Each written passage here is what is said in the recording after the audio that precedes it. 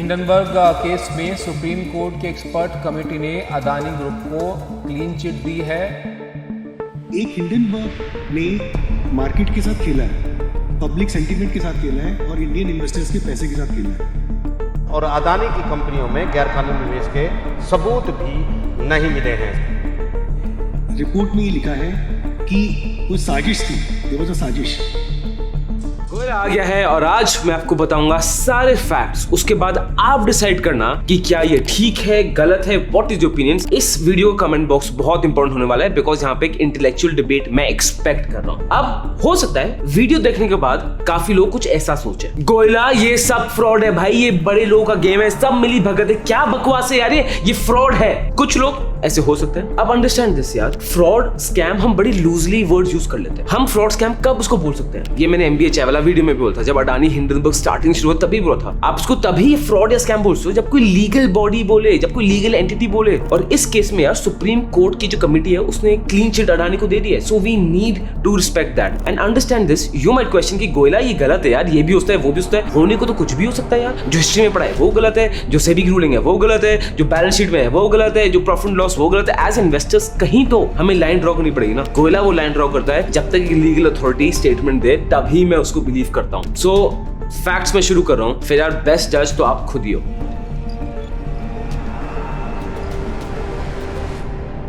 पूरी कहानी शुरू होती है 24 जनवरी 2023। अच्छा दिन था, सब अच्छा चल रहा था, बस उस दिन एक छोटी चीज हुई। हिंडनबर्ग ने अपनी ऑफिशियल वेबसाइट पे एक रिपोर्ट डाल दी by the name of Adani group. वहां पे they claim that the third richest man in the world, Gautam Adani, Adani conglomerate, is conducting one of the biggest frauds in corporate history।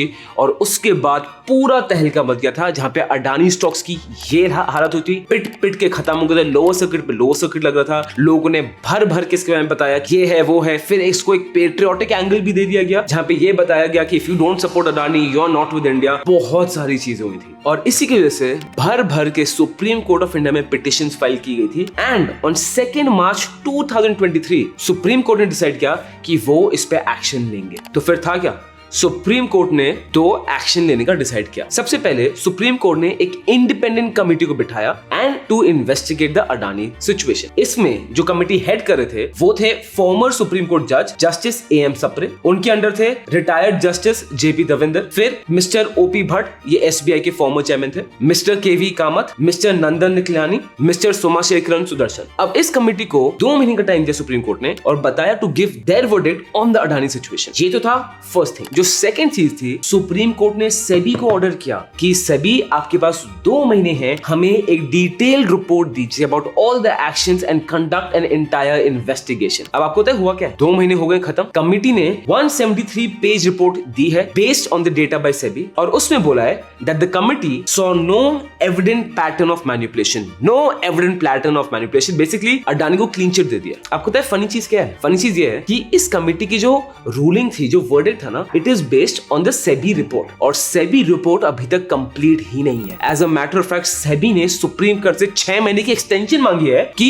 हमें report करने के लिए time चाहिए because काफी जगहों में सेबी के पास आंसर नहीं है। अगर आंसर नहीं है तो आधी अधूरी रिपोर्ट में कमिटी ने वर्डिक्ट कैसे दे दिया? ये बहुत सारे क्वेश्चंस हैं। Again don't make any judgements as of now, पहले पूरी वीडियो देखो, फैक्ट समझो, फिर डिसाइड करना what is your take. Facts भरने से पहले ना एक ही बड़ी इंपॉर्टेंट चीज है जो मैं चाहता हूं आप ऑब्जर्व करो। ये किसी ने भी आपको नहीं बताया होगा कि सेबी रिपोर्ट अभी तक कंप्लीट ही नहीं, बट शोकेस ऐसे किया था और अडानी ग्रुप ने खुद ऐसे शोकेस किया है कि देखो सुप्रीम कोर्ट की कमेटी ने हमें क्लीन चिट दे दिया है, जो टेक्निकली सही है। सोशल मीडिया इन्फ्लुएंसर्स ने भी सेम चीज की है, अडानी को मिल गया है क्लीन चिट। मैं दूसरों क्या बोल रहा हूं, मैंने खुद सेम चीज की है। मैंने इंस्टाग्राम पे रील बनाई थी, मैंने क्लियरली बोला था कि सुप्रीम कोर्ट कमेटी ने अडानी को क्लीन चिट दे दिया है। बट अगेन लोग क्या करते हैं, बस वो सुन के बोल देंगे चलो ठीक है अब मैं समझ गया हूं, हिंडनबर्ग फ्रॉड है, अडानी अच्छा है। स्टॉक मार्केट में, दुनिया में, न्यूज में, लाइफ में कभी भी ना कुछ ब्लैक और व्हाइट होता ही नहीं है, हमेशा एक ग्रे जोन में ही रहता है। और वो उस ग्रे जोन को वही लोग समझते हैं जिनमें अक्ल होती है टू एनालाइज थिंग्स। आप ये लॉन्ग वीडियो देख रहे हो तो आई एम अज्यूमिंग आप उस कैटेगरी में आ रहे हो। मेजॉरिटी ऑफ द पीपल ना वो बस एक हेडलाइन पढ़ के वो अपना पूरा ओपिनियन बना लेंगे और उस ओपिनियन में भाई साहब जिंदगी लगा देंगे लड़ लड़ के without applying any logic of facts. तो इसलिए I am telling you please be sure आप पूरी एनालिसिस देखा करो, सिर्फ शॉर्ट्स पे डिपेंडेंट मत रहना for information. And if you want Goyla to help you तो अभी सब्सक्राइब दबा दो और बेल आइकॉन प्लीज दबा देना। यूट्यूब यूट्यूब एल्गोरिथम को कुछ पता नहीं है, सपोर्ट करे ना करे, आपके पास इन्फॉर्मेशन नहीं रोकनी चाहिए। और पूरी रिपोर्ट और जो भी दूसरे सोर्सेज जहां से मैं इन्फॉर्मेशन ली है ना, उस सब को मैं नीचे एक लिंक में आपको दे दूंगा सो दैट आप उसको खुद भी चेक कर पाओ। अब शुरू करते हैं फैक्ट से। तो जो भी चीज रिपोर्ट में कवर हुई है ना, मैं आपको पॉइंट बाय पॉइंट एक्सप्लेन करने की कोशिश करूंगा। तो शुरू करते हैं with the point number 1, volatility in Adani stock. Report ये बोलती है, empirical data shows that retail investors' exposure to the Adani stocks have increased after January 24, 2023 और पूरा एक स्टेटमेंट दे रखा है। ये स्टेटमेंट अगर आप कुछ चाहते हो तो आप स्क्रीन पॉज करके पढ़ सकते हो। की हाईलाइट ये है कि रिपोर्ट ने बोला है कि हिंडनबर्ग रिपोर्ट पब्लिश होने से पहले कुछ लोगों ने, छोटे ग्रुप ने मार्केट में शेयर्स खरीदे, शॉर्ट सेलिंग करी, पोजीशन ली मार्केट में। हिंडनबर्ग रिपोर्ट लेते ही आते ही दे सोल्ड द शेयर्स। सो एक हिंडनबर्ग ने मार्केट के साथ खेला है, पब्लिक सेंटीमेंट के साथ खेला है और इंडियन इन्वेस्टर्स के पैसे के साथ खेला है। रिपोर्ट में ये लिखा है कि कोई साजिश थी, देयर वाज अ साजिश, कि रिपोर्ट से पहले पोजीशंस ली गई और रिपोर्ट के बाद वो स्क्वायर ऑफ हो गई। इसका मतलब ये है कि रिपोर्ट के पीछे एक इंटेंशन थी प्रॉफिट बनाने की, किसी और के लॉस करने की। ये भी टेंटेटिव रिपोर्ट है, सेबी की रिपोर्ट अभी आनी है, 173 पेज की रिपोर्ट है ये। इस रिपोर्ट में ये लिखा है कि कोई प्राइस मैनिपुलेशन नहीं थी, कोई आर्टिफिशियल इंक्रीज नहीं था, जो भी रेगुलेटरी मैकेनिज्म थे उनको फॉलो किया गया, सेबी की तरफ से कोई रेगुलेटरी फेलियर नहीं था। सो देयरफॉर कोई इलीगैलिटी अभी तक नहीं हुई है। सजेशंस और अभी कमेटी देगी कि क्या करना चाहिए फ्यूचर में, बट आज की डेट में इस रिपोर्ट के हिसाब से ना अडानी ग्रुप की कोई गलती पाई गई, ना उनके किसी इन्वेस्टर की गलती पाई गई। सिर्फ एक ही इशू है, हिंडनबर्ग रिपोर्ट के पहले और बाद में जो प्राइस में मूवमेंट हुई है, इससे क्लियर पता लग रहा है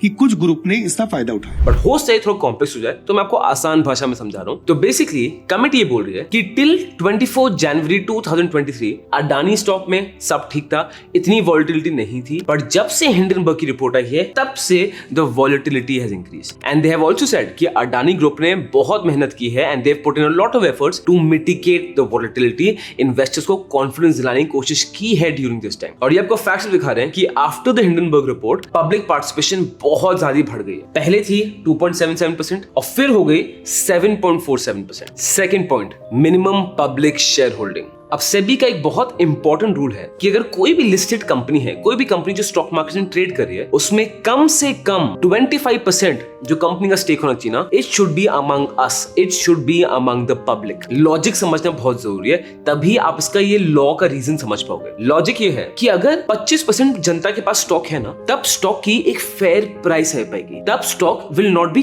कंट्रोल्ड। बिकॉज जस्ट इमेजिन अगर पब्लिक के पास सिर्फ 2% स्टॉक्स हैं या 5% या 10%, मेजरली तो प्रमोटर के पास है। Promoter can easily manipulate the share price, आराम से वो शेयर प्राइस खुद फिक्स करता है। उसके बाद जो पब्लिक है वो प्रमोटर्स की मर्जी में है, बिकॉज वॉल्यूम्स ही फिर मेजरली वही कंट्रोल करेंगे। तो सेबी को देखो क्लियर है कि 25% शेयर होल्डिंग कम से कम जनता के पास होनी ही चाहिए, which makes a lot of sense क्योंकि हम रिटेल इन्वेस्टर्स इससे प्रोटेक्ट होते हैं। अब हिंडनबर्ग ने ये क्लेम किया था कि अडानी में एफपीआईज इन्वेस्ट कर रहे हैं, ये एफपीआईज अडानी की कंपनीज ही हैं, अडानी का ही पैसा है जो बाहर जा रहा है और वापस इन्वेस्ट हो रहा है। तो हिंडनबर्ग ने बोला कि अडानी ग्रुप की holding in their stocks is much above 75%। उनकी 75% बहुत ऊपर है, बिकॉज जो एफपीआईज पैसे डाल रहे हैं वो भी अडानी का पैसा है। तो हिंडनबर्ग इज सेइंग कि पब्लिक के पास 25% तो है ही नहीं, एंड ये उनका एक पॉइंट था कि मैनिपुलेशन हो रही है। ये तो थी हिंडनबर्ग का टेक। अब रूमर्स ये है कि सेबी ने काफी टाइम पहले से ही इस पे इन्वेस्टिगेशन शुरू कर दी थी, बिकॉज जो इन एफपीआईज जो अडानी में पैसा बाहर से इन्वेस्ट कर रहे हैं, इनका ओनरशिप स्ट्रक्चर थोड़ा ओपेक है, it is not very clear. अब मैं आपको आगे और डिटेल्स बताता हूं। अब under the SEBI regulation act जो एफपीआई का है ऑफ 2014, उसमें ये डिस्क्लोज करना बहुत ज्यादा जरूरी है कि जो भी एफपीआई है उसका अल्टीमेट बेनिफिशियल ओनरशिप किसके पास है। इसका मतलब सिंपल भाषा में ये होता है कि अगर ये फंड यहाँ पैसे डाल रहा है तो सबसे ज्यादा बेनिफिट किस आदमी को होगा, basically who has the most interest in it, who is the promoter of it, who is the main head of it, जिसको सबसे ज्यादा बेनिफिट होगा। एग्जांपल के तौर से अगर गोयला स्कूल ऑफ फाइनेंस किसी म्यूचुअल फंड में इन्वेस्ट करता है, ठीक है, तो सबसे ज्यादा बेनिफिट किसको होने वाला है, मुझे और आदित्य को, बिकॉज हम प्रमोटर्स हैं। तो इसमें अल्टीमेट बेनिफिशियल ओनरशिप किसके पास है,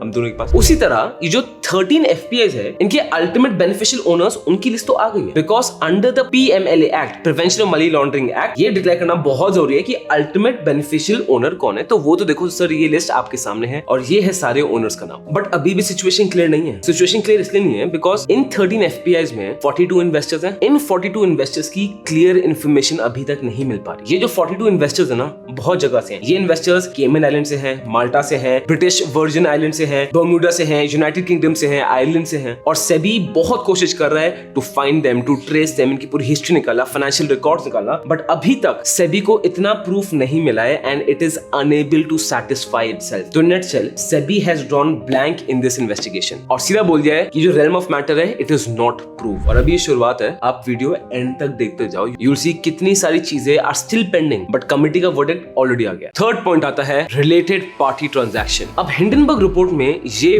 बहुत ही बड़ा मेजर एक्विजिशन था अडानी ग्रुप पे। वो ये बोलते थे कि अडानी ग्रुप क्या कर रहा है, अपने पैसे ले रहा है, पैसे ऑफशोर जा रहा है और वही पैसा इन एफपीआई के थ्रू वापस आ रहा है। और हिंडनबर्ग ने फैक्ट्स से अपनी खुद रिसर्च में प्रेजेंट किया है कि ये जो सारे एफपीआई हैं, जो बाहर कंपनीज हैं, दे आर डायरेक्टली और indirectly majority of them are linked to Vinod Adani. तो हिंडनबर्ग रिपोर्ट ने बोला कि Adani group is doing related party transaction. अब अडानी ग्रुप का इसमें क्या रिप्लाई था, हम जो भी कर रहे हैं वो इंडियन लॉ के अंडर कर रहे हैं, हिंडनबर्ग को इंडियन लॉ की अंडरस्टैंडिंग है ही नहीं। अब ये जो सिचुएशन थी, अब मैं बता दूं करंट सिचुएशन हो क्या रहा है। अब जो रिलेटेड पार्टी है इसका एग्जैक्टली मतलब क्या होता है, और ये हुआ था कॉइन इन 1 अप्रैल 2019। जो डेफिनेशन है, to provide that any person और entity belonging to the promoter और प्रमोटर ग्रुप और the listed entity and held 20% of more shareholding in listed entity shall be deemed to be a related party। मतलब अगर आप belong कर रहे हो promoter को या प्रमोटर ग्रुप को या फिर उस एंटिटी को जिसकी 20% ज्यादा शेयर होल्डिंग है, तो वो रिलेटेड पार्टी में आता है। This is the legal definition, understand this. अभी हो सकता है आप ओपिनियंस बना रहे हो, बट लीगल की बात करते हैं और अभी हम ऑन पेपर की बात कर रहे हैं। और ऑन पेपर ना ओपिनियंस का स्कोप नहीं होता, तो अभी ओपिनियंस अपने एंड में बनाना based on facts, not so soon. अब जो रिलेटेड पार्टी का लॉ है इसमें काफी अमेंडमेंट्स हो चुके हैं, मतलब काफी चेंजेस हो चुके हैं। एक 2018 में हुआ था, एक 2019, 2020, 2021, 2022, मतलब ब्रॉडली डेफिनेशन तो सेम रहा है, बट काफी इनमें प्रोविजंस चेंज होता आ रहा है। और इसमें प्रॉब्लम क्या है मैं आपको आगे जाकर बताऊंगा इससे प्रॉब्लम क्या हो रही है। जैसे आप खुद देखिए, जैसे अब 1 अप्रैल 2023 को ये रूल आया कि जो पहले 20% you had to hold in a listed company related party में, अब वो हो गया 10%। तो ये ब्रैकेट्स प्रोविजंस चेंज होते गए। अब सेबी ने 13 ऐसी स्पेसिफिक ट्रांजैक्शंस को फ्लैग किया है जो सस्पेक्टेड हैं एंड सेबी अभी भी उसमें एक्टिवली डेटा कलेक्ट कर रहा है, बट वो कंप्लीट नहीं हुई है research, because of which committee ने बोला है कि they can not give any comment on this because उनके पास डेटा ही नहीं है, तो कमेंट नहीं देते। और सेबी को थोड़ा प्रूव किया है कि प्लीज इसको टाइम बाउंड मैनर में कंप्लीट करिए। और जैसे मैं आपको बताया था, सेबी इसमें बहुत पहले से काम कर रहा है। सेबी इसमें अक्टूबर 2020 से काम कर रहा है, बिकॉज जून 2020 इस टाइम पे सेबी के पास बहुत कंप्लेंट्स आई थी अबाउट दिस। अब इसमें चैलेंज ये आ रहा है कि जो रिलेटेड पार्टी रूल है उसमें प्रोविजंस चेंज हुए थे, थोड़े अमेंडमेंट्स किए गए थे। अब because of which back track करना पड़ा कि इस साल ये अमेंडमेंट था, इस टाइम पे ये रूल था, अडानी ग्रुप ये थी, इस साल ये था, उस समय ये था। और सुनने में आसान लग रहा है, बट इसको बैक ट्रैक करना, हर चीज करना, I can imagine how difficult of a task it can be. तो दोस्त, बात ऐसी है कि Adani companies may be violating the law, but it seems कि उस समय सेबी के रूल से वो कंप्लाई कर रहे थे। इसका मतलब SEBI can't take action against Adani because उस समय जो अडानी रूल फॉलो कर रहा था वो उस समय सेबी का रूल था। और इसी वजह से सुप्रीम कोर्ट कमेटी ने एक और स्टेटमेंट ये दिया है कि सेबी को सबसे पहले तो एक फिक्स रूलिंग बनानी चाहिए सो दैट कि ये प्रॉब्लम ना आए, because according to the committee जो रेगुलेटरी रिसोर्सेज है they should not be put in just to track कि उस समय ये हुआ था, उस समय वो हुआ था, उस समय ये हुआ था। बट सेइंग दिस, कमेटी ने कहीं भी सेबी को ब्लेम नहीं किया है और कहीं भी सेबी को फेलियर नहीं बताया। Fourth point, price manipulation. अब हिंडनबर्ग रिपोर्ट ने अडानी ग्रुप को प्राइस मैनिपुलेशन के लिए भी ब्लेम किया था और ये बोला था कि अडानी ग्रुप अपनी शेयर प्राइस को जानबूझ के मैनिपुलेट करता है एंड रिटेल इन्वेस्टर्स का फायदा उठा रहा है, जानबूझ के they are increasing their valuation. अब सेबी के फैक्ट्स आ जाते हैं। सेबी का मैं आपको फ्रेमवर्क बताऊं तो उनका एक बहुत सोफिस्टिकेटेड और एडवांस सिस्टम है जहां पे data on day to day generate होता रहता है और प्राइस ऑफ वॉल्यूम्स कहीं भी आउट ऑफ द ऑर्डिनरी होती है या ट्रांजैक्शन में अजीब हो रही है, बहुत डिफरेंट हो रही है, इनके एक अलर्ट सिस्टम है जो बच जाता है और उनका एक सेट क्राइटेरिया है, उसके बाद अलर्ट सिस्टम बच जाएगा। और जब अलर्ट सिस्टम किसी भी स्टॉक में बचता है फिर सेबी अथॉरिटीज चेक करती हैं, अगर कुछ प्रॉब्लम हो तो आगे रेज करते हैं, प्रॉब्लम नहीं हुआ तो वही मैटर खत्म। अब अडानी कंपनीज केस में ये अलर्ट्स सेट ऑफ हुए 849 टाइम और इसके ऊपर 2 रिपोर्ट बनाई थी before the Hindenburg issue, 2 report थी आफ्टर द हिंडनबर्ग इशू। अब सारे ट्रेड्स को बहुत इन डेप्थ स्टडी किया गया था, उनके पैचेस देखे थे और ये फाइंड किया है कि देयर इज नो एविडेंस और नो पैटर्न कि ये पार्टी इसको बेची, ये पार्टी को कर रही है या इनके थ्रू कुछ हो रहा है या इनके थ्रू कुछ हो रहा है. There is no pattern of artificial trading, there is no pattern of wash trades. तो ऐसा कुछ भी नहीं मिला है. सो इन अ नटशेल इसमें तो ये मिला है कि अकॉर्डिंग टू सेबी अडानी में ऐसी फ्रॉडलेंट ट्रेड्स नहीं हो रहे थे, उन्होंने ऐसा कुछ भी नहीं पकड़ा अपने सिस्टम से. पर अभी भी ये खत्म नहीं हुआ है. अभी आप देखोगे ये है कांग्रेस का टेक. कांग्रेस के जनरल सेक्रेटरी जयराम रमेश ने ये बोला है that the registrar of companies जो गुजरात में है उन्होंने अडानी ग्रुप को अक्यूज किया है अंडर द कंपनीज एक्ट 2013 कि they are hiding related party transactions. और उन्होंने ये बोला है कि रजिस्ट्रार ने पेनल्टीज इंपोज किए on Gautam Adani, Rajesh Adani and Vineet S Jain. अब यार पूरी बात का मैं कंक्लूजन निकाल रहा हूं. हुआ ये है कि जो भी पूरी फाइंडिंग्स हैं ये 3 पार्टीज ने की है. सबसे पहला सेबी खुद, उसके बाद enforcement directorate which is the ED, उसके बाद their other various financial parties जो एक ही कैटेगरी में क्लब्ड है जिन्होंने इन ट्रांजैक्शंस को पढ़ने में, एनालाइज करने में हेल्प किया. कमेटी कंक्लूजन में बोल रही है कि there is no regulatory failure. तो किसी भी एंगल से they are not blaming SEBI कि सेबी की गलती है या सेबी को ब्लेम किया है. Only thing